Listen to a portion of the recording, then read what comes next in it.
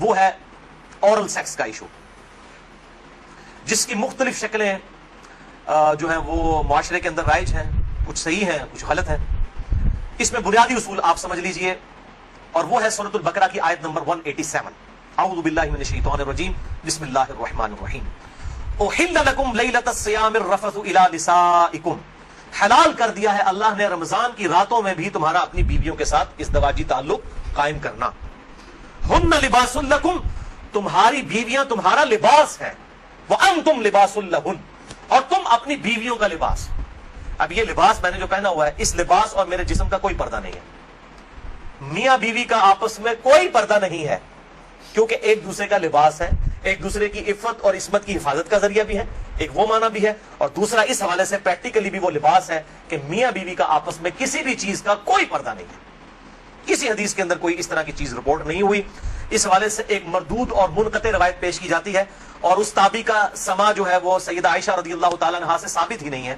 سنن ابن ماجہ میں حدیث ہے 1922، مشکات میں 3123 ہے، لیکن مردود روایت ہے، منقطع ہے، کہ اما عائشہ رضی اللہ تعالیٰ عنہ کا بیان ہے کہ میں نے نبی صلی اللہ علیہ وسلم کی شرمگاہ کبھی نہیں دیکھی، لیکن یہ روایت ہی ضعیف ہے، جس کی بنیاد کے اوپر لوگوں نے اورل سیکس کے حوالے سے عجیب و غریب فتوے دیے اور کہا کہ جی میاں بیوی ایک دوسرے کی شرمگاہ کو نہیں دیکھ سکتے، یعنی وہ کہتے ہیں دیکھ ہی نہیں سکتے، اگلی بات تو آپ چھوڑ ہی دیں۔ تو یہ حدیث ہی بالکل جو ہے وہ منقطع ہے اور مردود روایت ہے، جس کی بنیاد پہ یہ پورے کا پورا ایک اسکول آف تھاٹ کھڑا کیا ہوا ہے۔ بھائیو، اسلام میں ایز سچ اورل سیکس کی کوئی ممانعت نہیں آئی، سوائے وہ قوم لوط والا جو اینل سیکس ہے اس کو ضرور ایڈریس کیا گیا۔ اس حوالے سے جتنی بھی باتیں کی جاتی ہیں وہ علماء کے فتوے ہیں، اور ظاہر ہے کہ جب فتویٰ ہوگا تو وہ ایکسپرٹ اوپینین ہے، وہ اجتہادی ایشو ہے، اس میں کوئی شخص بھی دلائل کے ساتھ کسی کے ساتھ اختلاف کر سکتا ہے، اور اس کو آپ کتاب و سنت کی نص کی طرح بالکل فائنل اتھارٹی نہیں مان سکتے، اس کے لیے دلائل دینے کی ضرورت ہوگی، زبانی کلامی نہیں کہ میرا دل نہیں مانتا، یہ چیزیں اس طریقے سے نہیں۔ بہرحال اورل سیکس کے حوالے سے میڈیکل ایشو ضرور ریزالو کرنا چاہیے، کیونکہ اس قرآن حکیم نے ہمیں دو ہی علوم بتائے ہیں، ایک ریویلڈ نالج جو وحی کا علم ہے، اور دوسرا acquired knowledge, the knowledge obtained through observations and experiments، science کا علم۔ ان دو میں سے اگر ایک علم بھی یہ چیز ویریفائی کر دے کہ اس طرح کا ایکٹ جو ہے صحت کے لیے نقصان دہ ہے، تو پھر اس کی اسلام میں اجازت نہیں ہوگی۔ مثال کے طور پر یہ جو یورینیم ہے، اگر آپ اس کو نیکڈ ہاتھ لگائیں گے تو اسکن کینسر اس کی وجہ سے ہو سکتا ہے، یہ قرآن و حدیث میں نہیں موجود لیکن سائنٹیفکلی پروف ہے، تو یہ اس کو پھر اس طریقے سے پریکٹس کیا جائے گا اور بچا جائے گا۔ اس حوالے سے میں نے گفتگو بھی کر دی ہے، مسئلہ نمبر 39، علم وحی اور علم سائنس کی اہمیت اور ان کا دائرہ کار، اہل سنت پاک.com پہ۔ بہرحال میں نے اشارتاً اب گفتگو کر دی ہے، عقل مند کے لیے اشارہ کافی ہے، اس میں مزید ڈیٹیل میں جانے کی ضرورت نہیں ہے۔ البتہ آخر میں سیکس کے اعتبار سے دو بڑے کریٹیکل ایشوز ہیں، ان کو ایڈریس کر دوں۔ بڑے دو اہم مسائل ہیں تاکہ کوئی تشنگی باقی نہ رہے، پھر بھی اگر کسی کی کوئی تشنگی باقی رہے لیکچر کے اینڈ پہ پوچھ سکتے ہیں، یا بعد میں بھی مجھے ای میل کر سکتے ہیں mirza_95@yahoo.com۔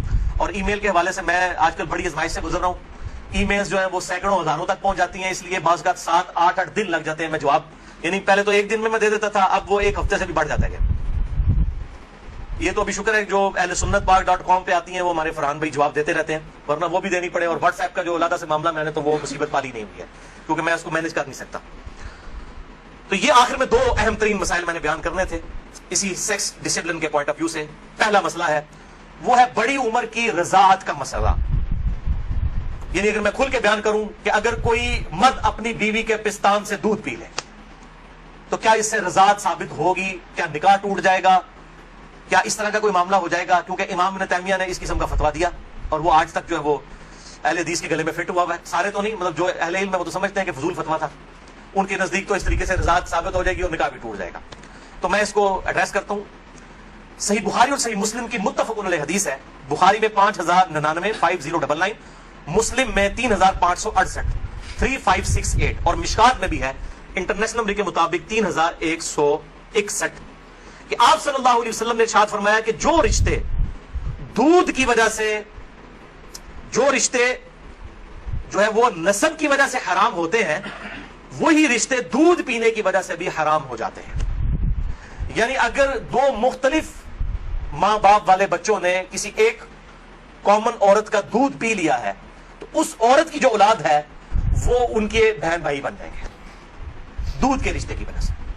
تو جس طریقے سے نسب جو ہے وہ حرمت والا رشتہ بنا دیتا ہے، اسی طریقے سے رضاعت کا رشتہ دودھ پینے کی وجہ سے بھی اسٹیبلش ہوتا ہے، اور وہ ایک دو بار دودھ پینے سے نہیں، وہ صحیح مسلم میں 3597 نمبر حدیث ہے، مشکات میں 3167 3167 کہ کم از کم 5 مرتبہ اگر کوئی عورت دودھ پلا دے کسی بچے کو تو پھر وہ بچہ جو ہے اس عورت کی جو ڈائریکٹ اپنی اولاد ہے اس کا وہ بہن بھائی بن جائے گا 5 دفعہ کم از کم، تو وہ محرمات ابدیہ میں داخل ہو جائے گا جن کا ذکر سورۃ النساء کی آیت نمبر 23 چوتھے پارے کی آخری آیت ہے سورۃ النساء آیت نمبر 23 میں ہمیشہ کے لیے جو حرمت والے رشتے ہیں یعنی ماں باپ کے ساتھ، اس طریقے سے دادی دادا، اس طریقے سے چچا تایا ماموں، یہ سارے رشتے جو حرمت والے ہیں وہ اسی ایک آیت کے اندر بیان ہوئے ہیں سورۃ النساء آیت نمبر 23۔ بھائیو اس حوالے سے جو احادیث کچھ پیش کی جاتی ہیں کہ اگر کوئی عورت پیالے میں اپنا دودھ نکال کے کسی مرد کو پلا دے تو وہ اس کے ساتھ حرمت والا رشتہ اس کا اس طریقے سے بن جائے گا، تو وہ اس کے لیے محرم ہو جائے گی، تو وہ احادیث منسوخ ہیں اور ان کی ناسخ حدیث صحیح بخاری اور صحیح مسلم دونوں میں موجود ہے۔ اب امام ابن تیمیہ ان حدیثوں کے اوپر عمل کر کے انہوں نے فتویٰ دے دیا کہ اگر کوئی مرد اپنی بیوی کا دودھ پی لے تو نکاح بھی ٹوٹ گیا، ہمیشہ کے لیے وہ حرام ہو گئی، اور یہ سارا معاملہ حالانکہ یہ حدیث موجود ہے بخاری اور مسلم دونوں میں۔ صحیح بخاری میں انٹرنیشنل نمبر کے مطابق 5102، صحیح مسلم میں 3606 اور مشکات میں 3168 3168 کہ نبی صلی اللہ علیہ وسلم نے ارشاد فرمایا الرضاعۃ من المجاعہ کہ جو رضاعت کا رشتہ ہے یہ بھوک کی عمر تک ہے۔ جب بچہ بھوک کی عمر میں دودھ مانگتا ہے یعنی زبان سے نہیں وہ مانگ سکتا، بھوک کی عمر تک رضاعت کا رشتہ رہتا ہے، اور وہ قرآن حکیم میں 2 سال بتائی گئی ہے دودھ چھڑانے کی عمر۔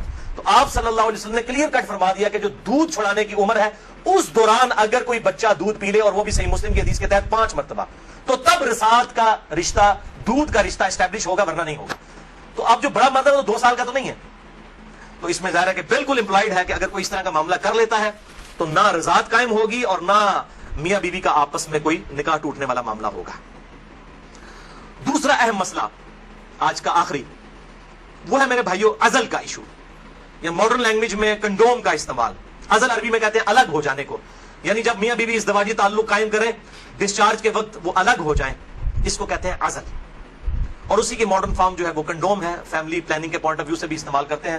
اس میں کوئی شک نہیں ہے کہ مفلسی کے ڈر سے فیملی پلاننگ کرنا اسلام میں قرآن حکیم کی آیات کی روشنی میں اس کی کوئی گنجائش موجود نہیں ہے، قطعاً حرام ہے۔ لیکن اگر عورت کی صحت کا ایشو ہو یا اولاد کی تربیت کے پوائنٹ آف ویو سے کسی کے لیے کوئی ریسٹرکشن ہو، وہ معاملہ الگ ہے، اس کے اوپر وہ والا فتویٰ نہیں لگے گا، اور اس کے ثبوت میں 3 حدیثیں پیش کروں گا، تینوں صحیح بخاری اور صحیح مسلم سے۔ لیکن اس میں یاد رکھیں کہ جو لوگ اس حوالے سے مرد اپنی نس بندی کروا لیتے ہیں، یعنی سیکچولی ڈسیبل ہو جاتے ہیں ہمیشہ کے لیے، جان بوجھ کے میڈیکلی کروا لیتے ہیں، یا عورتیں اپنی یوٹرس نکلوا دیتی ہیں، اگر کوئی بیماری یا کینسر والا ایشو نہ ہو وہ الگ بات ہے کہ جی تاکہ جی ہمیشہ کے لیے معاملہ اسٹیبلش ہو جائے، یہ قطعاً حرام ہے اور بدعت کبریٰ ہے۔ یہ اللہ کی شریعت کو بدلنا ہے، اللہ کی تخلیق کو بدلنا ہے۔ سورۃ النساء نمبر 119 کے تحت یہ قطعاً حرام اور شیطانی فعل ہے۔ کوئی مرد جو ہے اپنے آپ کو خسی کروا لے، یا کوئی عورت اپنی یوٹرس اور ہم جو ہے وہ حمل کا جو ذریعہ ہے اس کا رحم اس کو نکلوا دے۔ البتہ عزل جو ہے اس کی اجازت ہے۔ اس کانٹیکسٹ میں 3 حدیثیں ہیں، تینوں بخاری اور مسلم سے۔ پہلی حدیث صحیح بخاری میں 5208، مسلم میں 3561 اور مشکات میں 3184 کہ جابر بن عبداللہ کہتے ہیں رضی اللہ تعالیٰ عنہ کہ قرآن حکیم نازل ہو رہا تھا اور ہم اپنی بیویوں کے ساتھ عزل کیا کرتے تھے، اللہ تعالیٰ نے قرآن حکیم میں اسے منع نہیں فرمایا، اور جب نبی صلی اللہ علیہ وسلم کو ہمارے بارے میں خبر پہنچی کہ ہم عزل کرتے ہیں، یعنی بیویوں کے ساتھ جب صحبت کرتے ہیں تو ڈسچارج کے وقت الگ ہو جاتے ہیں تاکہ اولاد نہ ہو، تو نبی صلی اللہ علیہ وسلم نے بھی ہمیں منع نہیں فرمایا۔ نبی پہ تو واجب ہوتا ہے منع کرنا۔ اور یہ جابر بن عبداللہ وہ ہیں جو 74 ہجری میں فوت ہوئے ہیں، آپ صلی اللہ علیہ وسلم کے بعد بھی 62 ایئرز تک 62 سال تک زندہ رہے ہیں، اور بخاری اور مسلم کی کئی احادیث کے راوی ہیں، اور 7 سب سے زیادہ 7 احادیث روایت کرنے والے صحابہ میں سے یہ ایک ہے جابر بن عبداللہ انصاری رضی اللہ تعالی عنہ وعلیہ السلام۔ تو وہ کلیئر کٹ کہہ رہے ہیں نہ قرآن میں اس کی حرمت آئی، نہ نبی صلی اللہ علیہ وسلم نے ہمیں عزل کرنے سے منع کیا۔ دوسری حدیث بھی بخاری اور مسلم کی متفق علیہ حدیث ہے، بخاری میں 4138، مسلم میں 3544، مشکات میں بھی موجود ہے 3186 کہ صحابہ کہتے ہیں کہ ہم اپنی لونڈیوں کے ساتھ صحبت کیا کرتے تھے اور پھر ہم عزل کر لیا کرتے تھے، تو ہم نے نبی صلی اللہ علیہ وسلم سے عرض کیا کہ ہم اس طریقے سے عزل کرتے ہیں، الگ ہو جاتے ہیں، ہم نہیں چاہتے کہ ہماری لونڈیوں سے اولاد ہو۔ تو آپ صلی اللہ علیہ وسلم نے فرمایا کہ کیا حرج ہے کہ اگر تم اپنی بیویوں کے ساتھ عزل نہ کرو، کیونکہ جس جان نے دنیا میں آنا ہے قیامت تک کے لیے وہ تو آ کر رہے گی۔ لیکن آپ نے منع نہیں فرمایا، آپ نے فرمایا جتنے مرضی ہیلے بازی کر لو، جتنے معاملات مرضی کر لو، جس جان نے دنیا میں آنا ہے اس نے آنا ہے۔ اور وہی اگلی حدیث ہے تیسری صحیح مسلم میں 3556، مشکات میں 3885۔ ایک صحابی نے عرض کیا کہ ہمیں یہ چیز ناپسند ہے کہ ہماری لونڈیوں سے اولاد ہو، تو آپ صلی اللہ علیہ وسلم نے فرمایا کہ پھر تم اپنی لونڈیوں کے ساتھ عزل کر لیا کرو۔ اس حدیث میں ہے کہ آپ نے خود کہہ دیا کہ کر لیا کرو اگر تم چاہو۔ پھر آپ نے ساتھ ہی فرمایا لیکن جو جان مقدر ہے دنیا میں آنا وہ آ کر رہے گی۔ یہی ہوتا ہے، وہ جناب وقفے کرتے رہتے ہیں، اکٹھے 3 بچے ہو جاتے ہیں، پھر سارے کے ساتھ وہ کہتے ہیں پتہ ہی نہیں چلا، پتہ تو نہیں چلے گا، سارے یہ معاملات تو اللہ کے ہیں۔ اور آپ کو بتاؤں یہ جو اولاد والا معاملہ ہے یہ خالصتاً اللہ تعالیٰ نے اپنے پاس رکھا ہے۔ کئی پیغمبر ہیں جو بے اولاد ہیں، اور سورہ شورا کے آخری رکوع میں آیا اللہ تعالیٰ جسے چاہتا ہے بیٹے دیتا ہے، جسے چاہتا ہے بیٹیاں دیتا ہے، جسے چاہتا ہے دونوں دیتا ہے، جسے چاہتا ہے بے اولاد رکھتا ہے۔ نبی صلی اللہ علیہ وسلم کی ساری بیویاں بے اولاد ہیں سوائے حضرت خدیجہ کے، یا ایک سیدہ ماریہ ہیں، ان سے ایک بیٹے ابراہیم پیدا ہوئے، وہ بھی فوت ہو گئے۔ آپ کی ساری اولاد حضرت خدیجہ سے ہے، باقی آپ کی بیویاں جتنی ہیں وہ بھی بے اولاد ہیں۔ کیا ان کو اولاد کی تمنا نہیں ہوگی؟ سیدہ عائشہ کو، سیدہ حفصہ کو ہوگی، لیکن یہ ایکسکلوسیو اللہ تعالیٰ کا ڈیسیجن ہے۔ تو آپ صلی اللہ علیہ وسلم نے فرمایا کہ جو جان مقدر ہے وہ آ کر رہے گی۔ پھر کچھ عرصے کے بعد وہ صحابی حاضر ہوئے اور کہا یا رسول اللہ میری لونڈی جو ہے وہ تو امید سے ہے، حاملہ ہو گئی ہے۔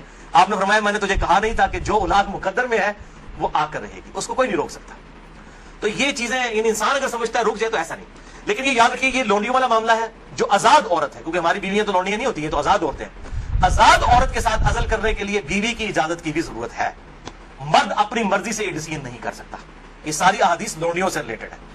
آزاد عورت اور بیویوں کے معاملے میں میاں بیوی دونوں کا راضی ہونا ضروری ہے۔ لہذا اس حوالے سے صحیح مسلم سے ایک حدیث جو پیش کی جاتی ہے اور کچھ اور روایتیں کہ عزل کرنا گویا کہ زندہ بچے کو گاڑ دینا ہے یا اولاد کا قتل ہے، وہ تمام احادیث کراہت کے اوپر مبنی ہے یا پھر وہ منسوخ تصور کی جائیں گی ان احادیث کی روشنی میں۔ اور الحمدللہ اسی پہ امت کا اجماع ہے، عزل کے جواز کے سب لوگ قائل ہیں، جس کی ماڈرن فارم جو ہے وہ کنڈوم کا استعمال ہے۔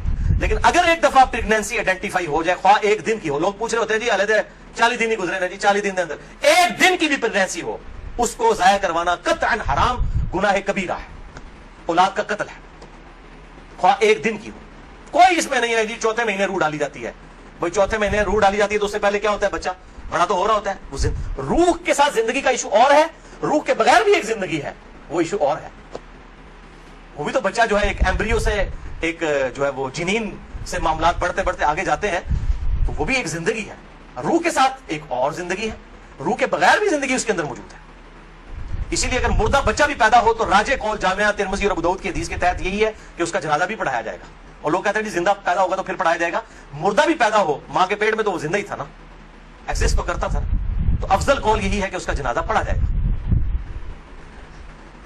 تو یہ میرے بھائیوں کچھ اس حوالے سے چیزیں تھی جو میں نے بیان کر دی۔ البتہ اگر کسی عورت کی زندگی موت کی کشمکش بن جائے، اس صورت میں اگر وہ پریگنینسی کا بھی ضائع کروا دیتی ہے پھر اس میں شریک گرفت نہیں، لیکن زندگی موت کی کشمکش اس سے کم پہ نہیں، صحت کا معاملہ نہیں، بیوی کمزور ہے یہ معاملہ نہیں، واقعی زندگی موت کی کشمکش بن جائے تو پھر وہ اسی طریقے سے جو سورۃ النحل کے اندر آیا کہ اس وقت تو اگر کوئی کلمہ کفر بھی کہہ دے اور دل میں ایمان ہو تو اللہ تعالیٰ گرفت نہیں فرمائے گا۔